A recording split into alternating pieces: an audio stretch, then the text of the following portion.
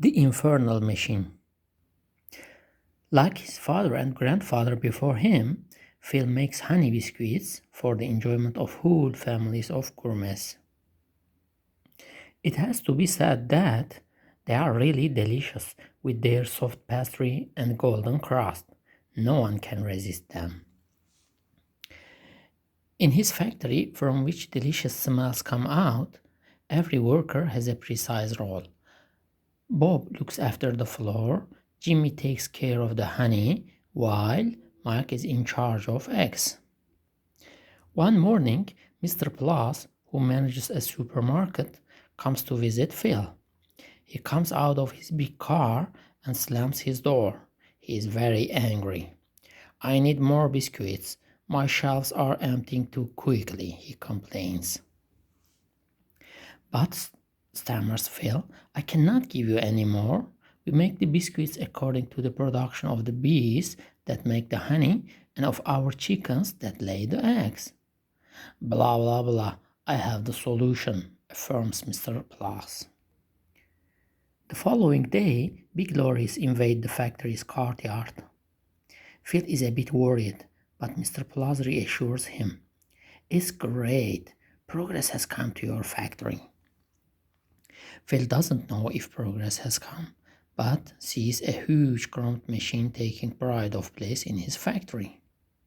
Bob, Jimmy, and Mike are surprised when Mr. Plus tells them that they are no longer needed. The machine will make the biscuits in their place. But who will go and get the flour from the miller? Asks Bob. Rice powder will do very well, thank you, answers Mr. Plus. And who will harvest the money? Asks Jim. Honey, asks the Jim. Sweet and jelly will do just fine, replies Mr. Plus. And who will gather the eggs in the hen house? Asks Mike. Powdered eggs will do, concludes Mr. Plus. Discouraged, the three workers go home.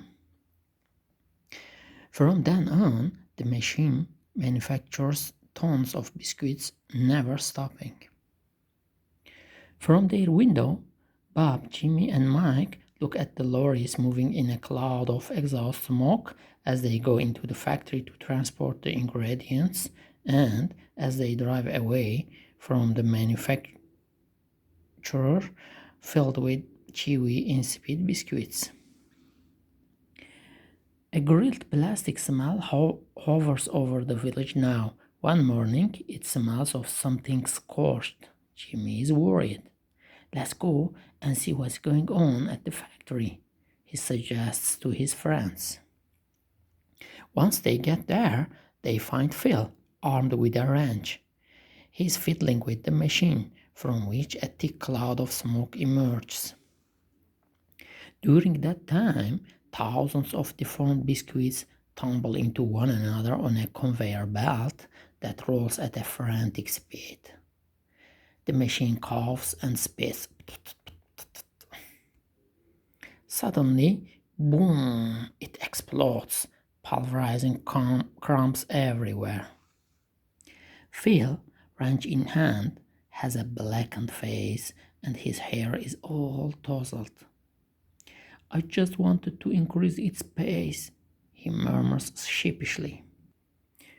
When Mr. Plus arrives a little later, he looks at the damage and is very unpleasant. I was wrong.